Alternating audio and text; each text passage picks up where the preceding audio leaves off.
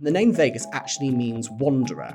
It actually reflects just how far it travels throughout the body. It's not like a switch where you can switch it on and switch it off, but it's possible that we can indirectly modulate its activity.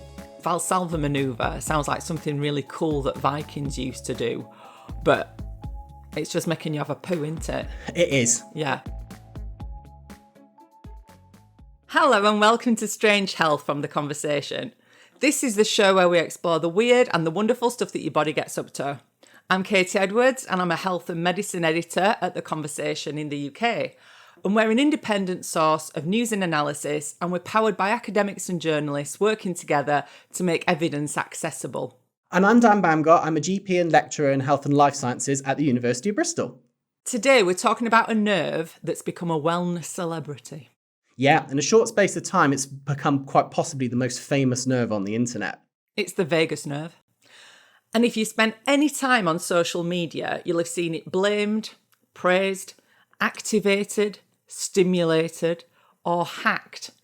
And somehow it's become responsible for everything: your stress levels, your digestion, your trauma, immune system, sleep, mood, possibly even your general life direction. It's quite a formidable nerve, and it does seem to be getting an awful lot of jobs that it never really applied for. Now, as we'll see, the vagus nerve is responsible for many, many different functions across your whole body. But to be honest, it can't do everything, can it? No, but Dan, you teach people anatomy. What is the vagus nerve then? What does it actually do? Well, the vagus nerve is a group of nerves that connect directly to the brain. They're a group of what we call the cranial nerves. And there are 12 cranial nerves, 12 pairs of them, and the vagus nerve is number 10 in that list. And it's a very, very important nerve with lots and lots of different functions. So this isn't just like this small, obscure little nerve then. It's a major communication line straight from the brain.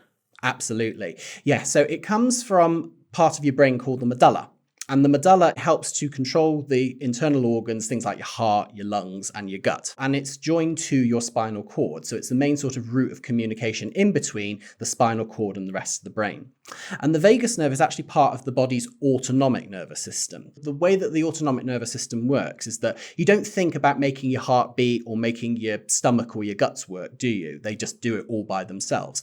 The vagus nerve helps with the rest and digest side of things, which is a real biological process. It's not a wellness slogan at all. So is this where people tend to latch on to the wellness ideas then? Because like rest and digest, it does sound very appealing if you're like a stressed and anxious person. So this whole rest and digest sort of slogan that's been given is what we call part of the parasympathetic nervous system, which is what the vagus is a component of. You can think of the parasympathetic side as being the polar opposite of the sympathetic nervous system. And the sympathetic nervous system is about fight and flight.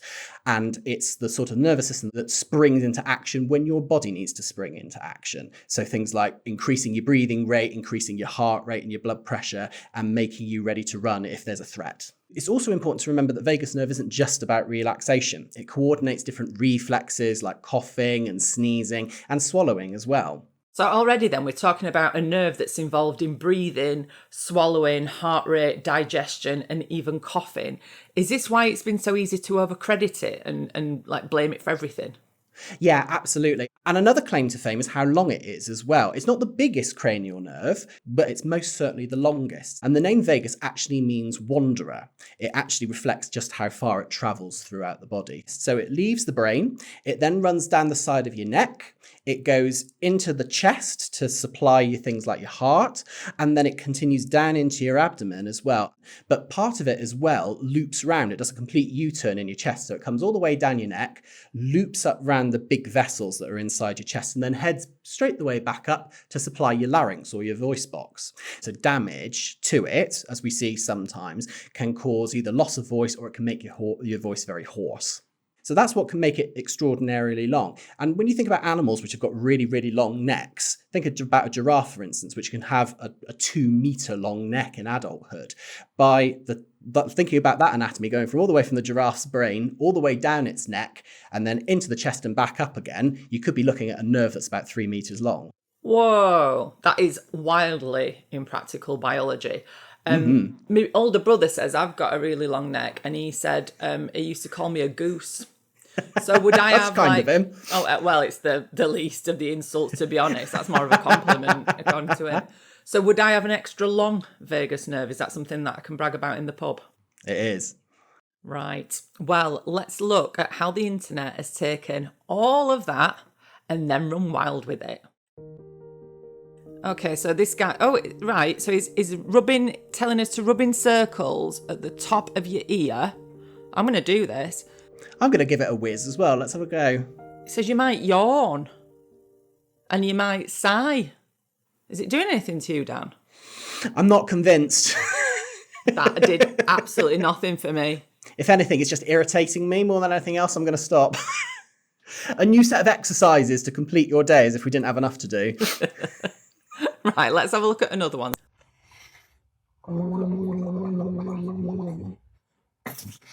The most powerful natural stress relieving technique is hidden here in your throat.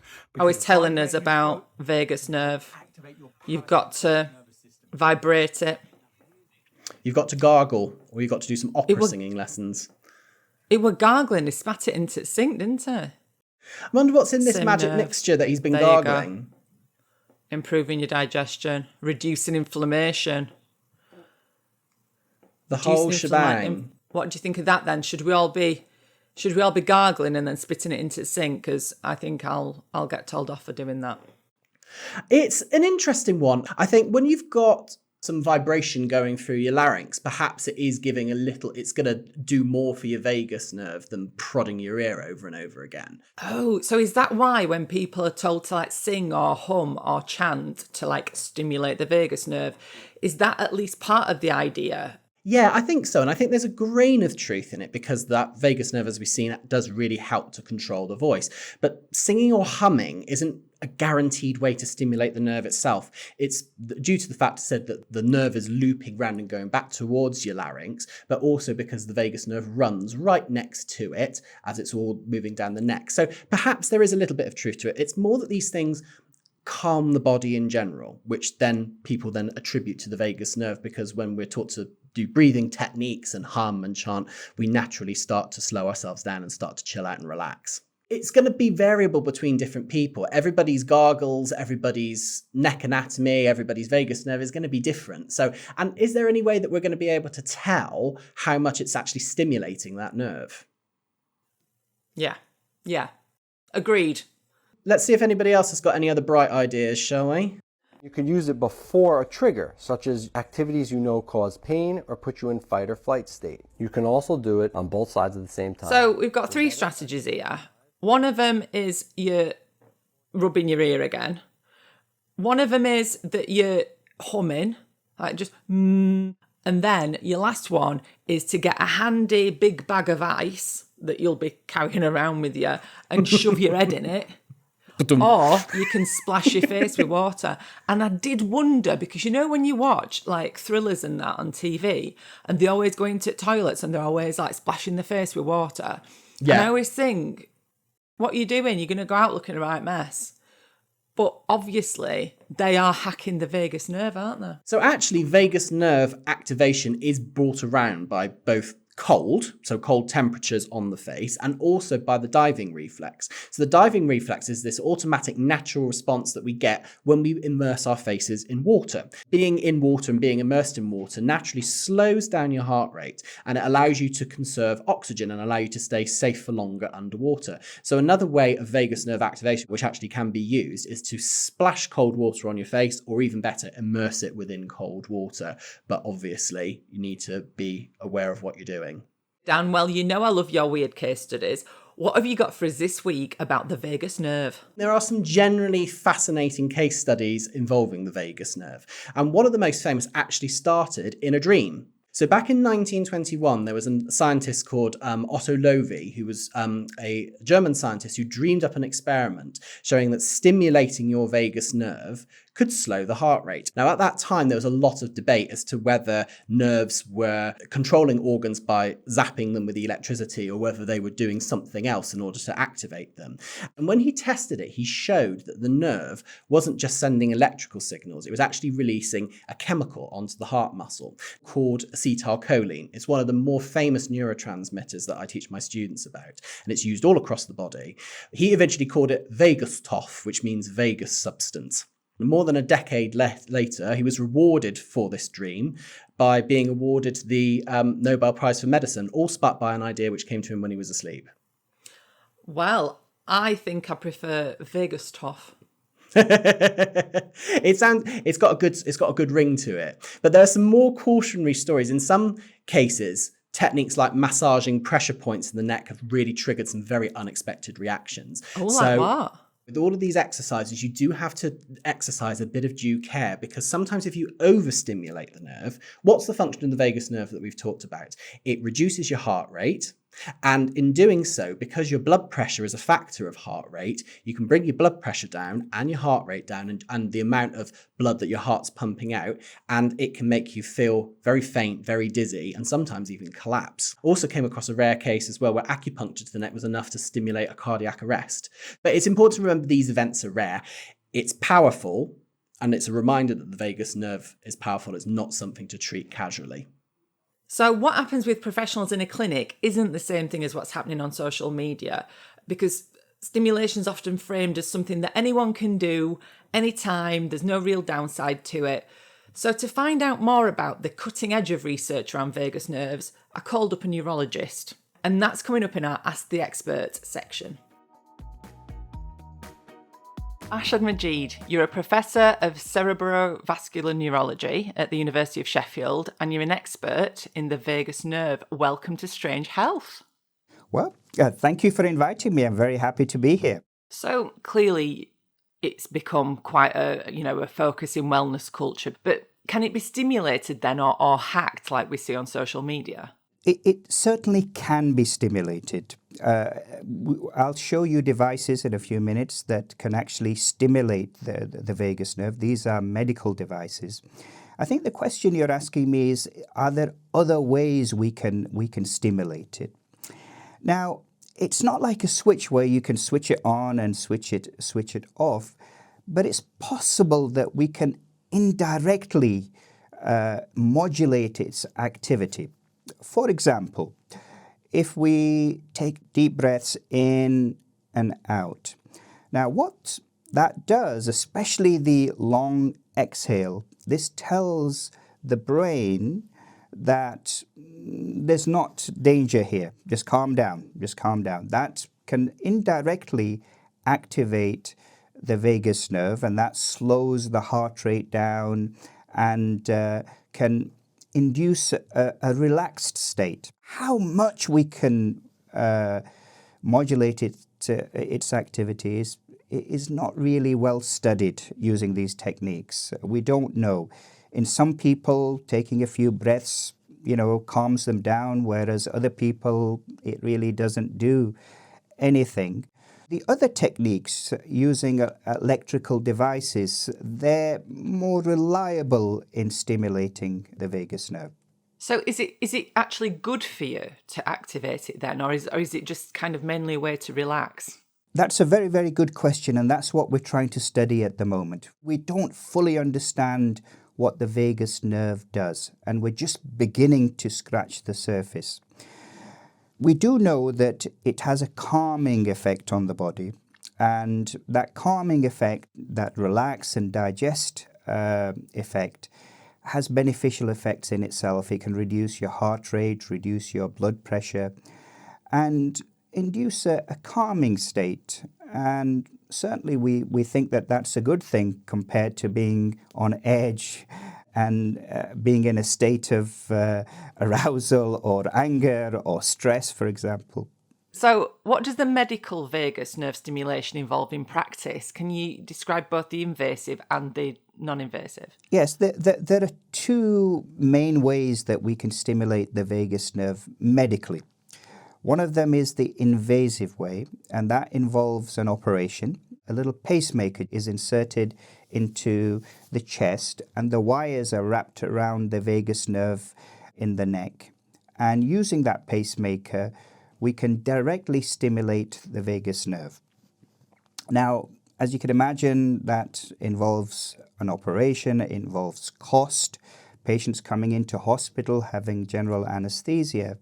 So that's not practical for many health systems. In the US, it's used a lot, but less so in the UK with the resource constraints that we have in the NHS. The other way, which we've been very, very interested in, is can we stimulate the vagus nerve reliably and effectively, non-invasively? Studies using cadavers have shown that there's a small branch that leaves the main trunk of the vagus nerve and goes to the ear. And what we've been doing is using medical devices, which I'll show you in a minute, stimulating that branch. Now, I've seen people doing this, trying to do this themselves. Is that the same thing?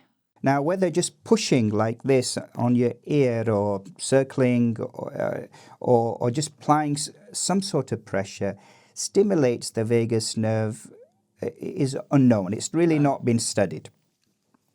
And it may vary from person to person. I've seen people trying to push behind their ears as well. And so we don't really know whether it reliably stimulates the vagus nerve.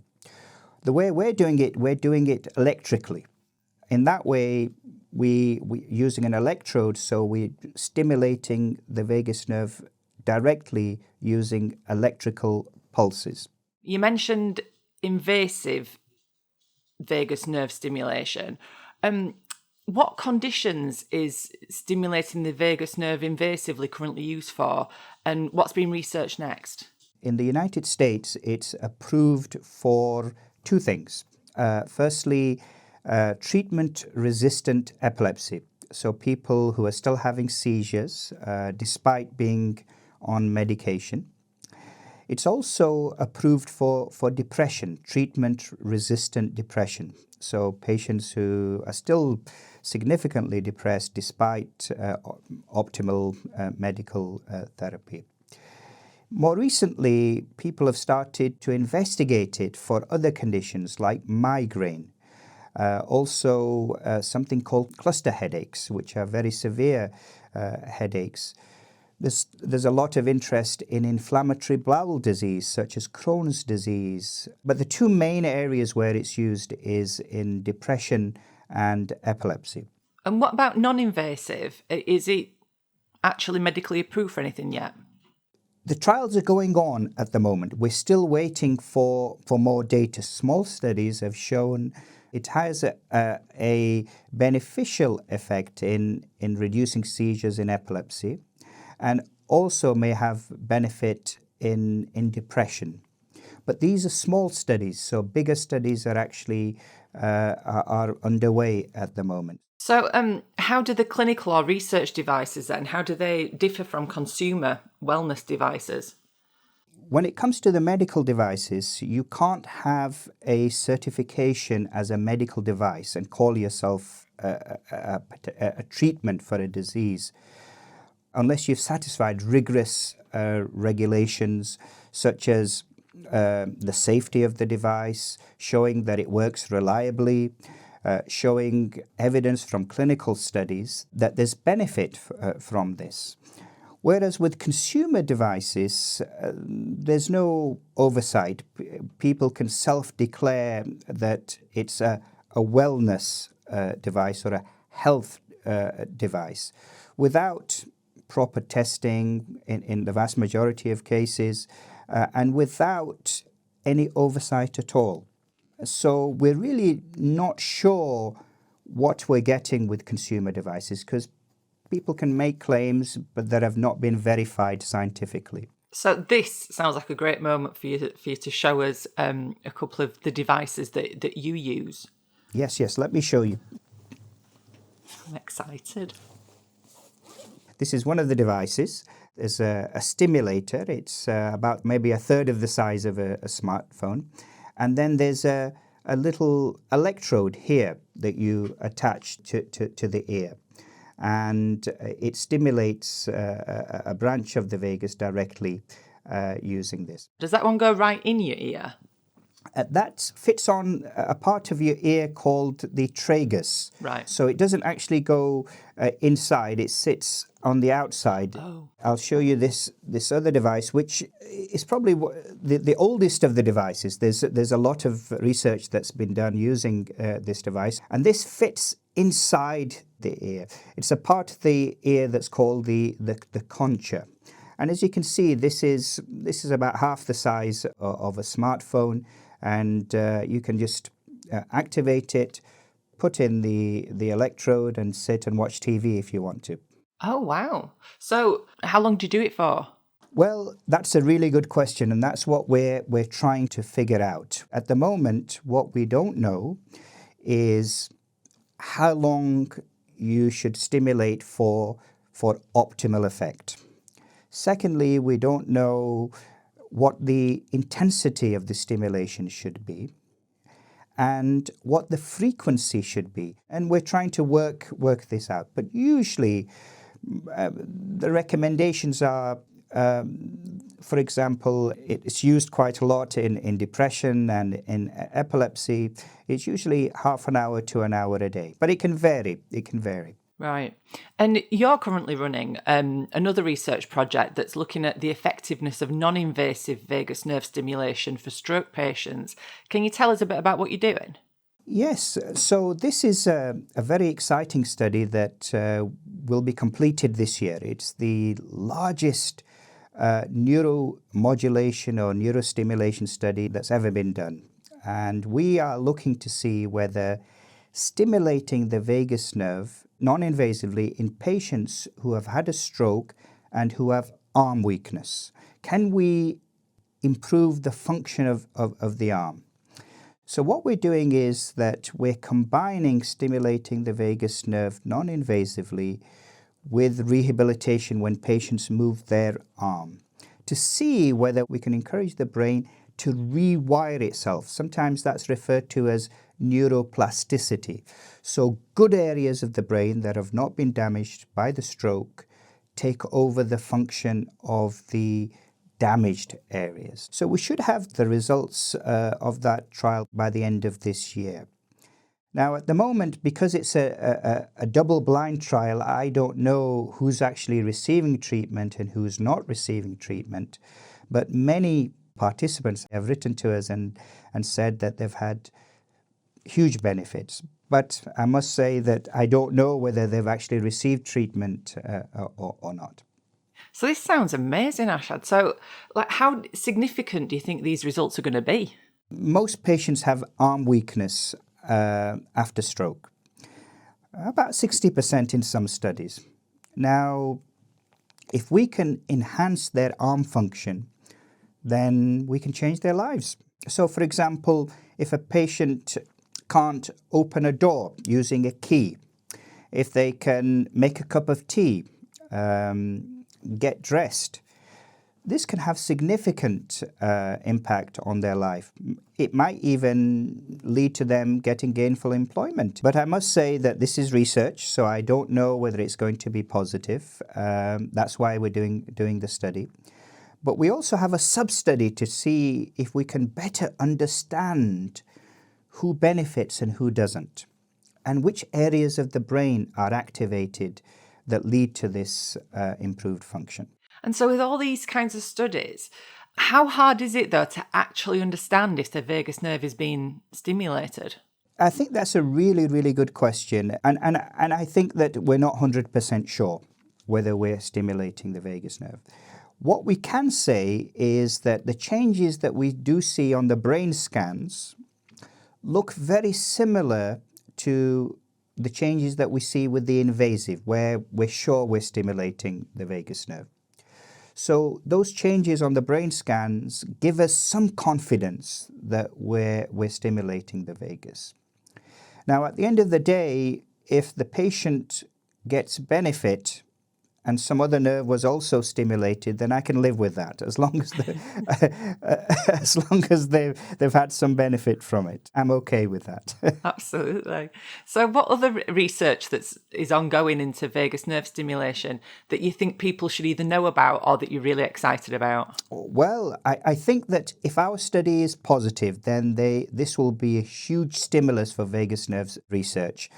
Some of the things that we're looking at the moment is we're trying to see whether we can improve speech in patients who have had a stroke. Other people are looking at dementia, for example. Does it improve the symptoms of dementia? Does it help with sleep? Does it help with mood problems after stroke? And there's also a lot of interest in other conditions like rheumatoid arthritis, and I mentioned previously inflammatory bowel disease. So, given all the videos out there, because I've seen loads on social media where people are trying to stimulate the vagus nerve, etc., are there any risks or side effects that you think people should know about who are trying to kind of self-stimulate the vagus nerve? If patients feel more relaxed and they feel better after they've done these procedures and perhaps stimulated the vagus, if they feel better, then who am I to tell them not to do it, right? But we have to be careful. So one of the things that I've found is when I've tested these devices on myself, I feel very depressed. It has a paradoxical effect on me. So I feel very low, my mood becomes very low. And so we have to be careful because the effect of stimulation of the vagus may be different in some patients. So that's the only caution that I would have. But if somebody's getting benefit, if it helps them relax by putting their finger in their ear and moving it around, if it helps them, then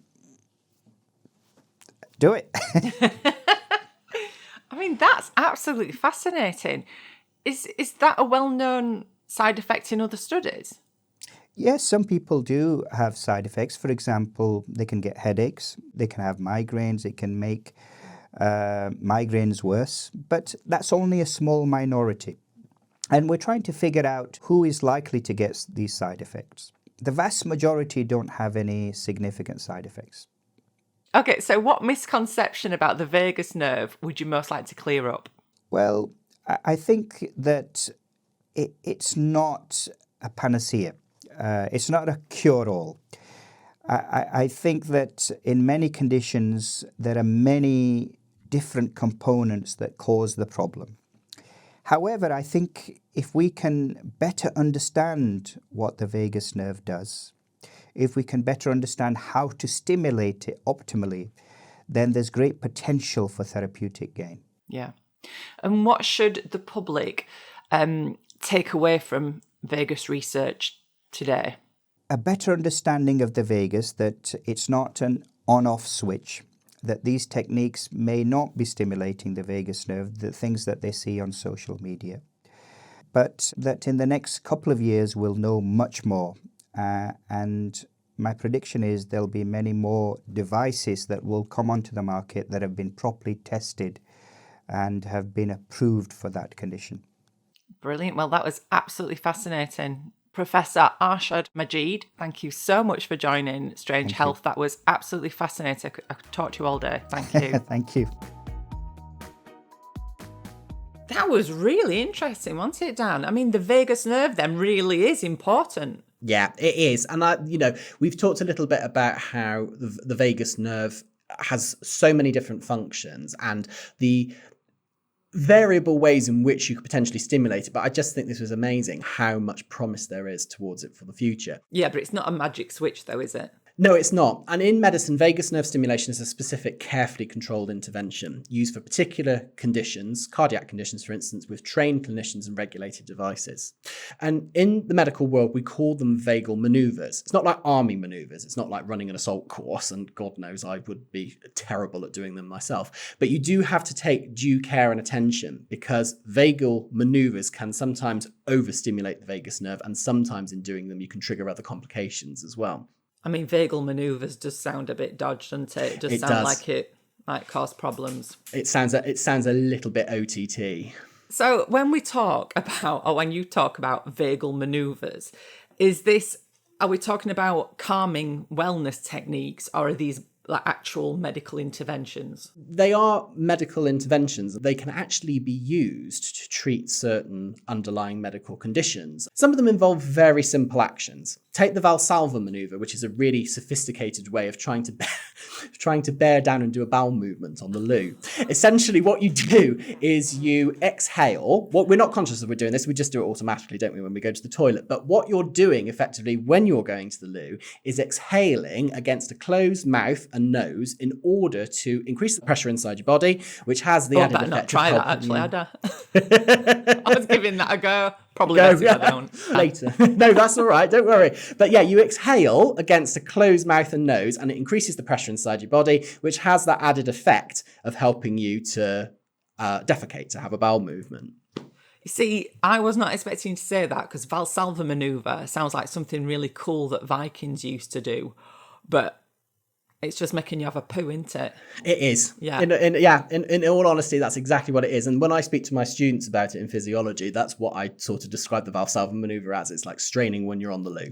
Why would you do that? Like, what can it be used for medically? It's used for certain cardiac conditions. So some patients find that their heart goes into abnormal rhythm, which can make it go very, very fast. And in doing so, they don't tend to beat as effectively. And it can make you feel dizzy, faint, and give you this feeling of palpitations in your chest. So sometimes the Valsalva maneuver can be used, and sometimes patients are told and trained to do it themselves. It can help reduce their heart rate and get it back into a normal rhythm. But the other thing that you can do as well that helps it along is sometimes we get patients to blow into something forcefully, something like a straw or the end of like a lid that comes on a biro. You can blow into the end of that, and that can help achieve the same thing. So would blowing into the end of a pen lid, would that make you have a poo?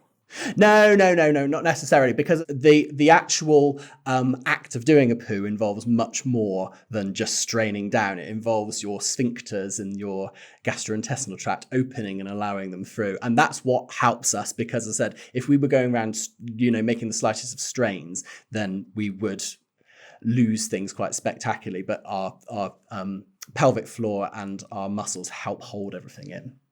I'm asking all the important questions, Dan. Of course. But this is what Strange Health is all about, isn't it? So just to be absolutely clear then, there are some techniques that you shouldn't be trying at home. Yeah, absolutely. So one example, for instance, is massaging the neck around the vessels. It's what we call carotid sinus massage. There's definite indications for it, and it can be useful in the clinical setting, but this is where it should be done by a clinician or a professional who's been trained in doing it. Because in doing so, you can interfere with blood flow or damage the blood vessels, especially if you're doing it too vigorously. When clinicians do it, they only ever do one side at a time and only for a short period of time, because otherwise you can reduce the blood flow to the head or damage the vessels, and in doing so, you can fall over or collapse. Oh my goodness. And the other thing with carotid sinus massage as well is that doctors will generally do it with a heart trace or ECG running. So it allows them to monitor the heart rate and if there's any changes in the heart rhythm at all. So that's why it's also really important that it's done in hospital and by a trained professional, not at home. And I think that's why people need to go very carefully with any advice they're receiving from other people about stimulating the vagus nerve and where they're getting it from. You need to go carefully. Too much vagus nerve activation can lower your heart rate and your blood pressure too much, making you faint, dizzy, or indeed even pass out. So just to be really clear then, if somebody feels calmer after doing some of these things like, splashing water on the face or like humming the theme tune to Neighbours or whatever, like that's real and, carry on doing it. But it doesn't necessarily mean that you're directly stimulating the vagus nerves or, and it's not necessarily something you should be experimenting or trying to push a bit further. Yes, exactly. And it's about feeling calmer that matters. When you're doing all these simple things like gargling or singing or humming, whatever, it's instilling that sense of calm. Feeling calmer matters. And we shouldn't assume that we know that the vagus nerve is directly being activated. Perhaps we're activating a whole load of other nerves. There's so many nerves within our body controlling different things all at the same time. Gentle things that help you relax are fine. Trying to deliberately activate a nerve, especially in some of the extreme ways that we're seeing and that we've seen today, that's where risks may well start to outweigh the benefits. Especially when the claims that are being used to sell devices and techniques aren't necessarily backed by good evidence. No, and I think that's key. It's where the evidence is. And that's what I really appreciated from Arshad, was how honest he was about where the research is coming from and where it is genuinely promising, particularly in things like stroke recovery, where we still don't have all the answers. So if there's one thing to remember from this episode, then it's this: the vagus nerve is real. Medical vagus nerve stimulation is real, but not everything described as vagus nerve activation is necessarily doing what people think it is. Exactly. And if you're seeing big health promises online, it's always worth asking what evidence they're actually based around. Huge thanks to Professor Arshad Majid for helping us make sense of a topic that's become surprisingly popular. And if you enjoyed this episode, hit subscribe, leave us a review, and share it with someone who's been told to hum their way to better health. And if you've seen a health claim online and you've thought, that can't possibly be right, we want to hear from you. So email us at strangehealth@theconversation.com. That's strangehealth, all one word, at theconversationalloneword.com. Strange Health is produced by Gemma Ware, with editing and mixing by Anouk Millet, and artwork by Alice Mason. Thanks for listening. Until next time, guys, thanks.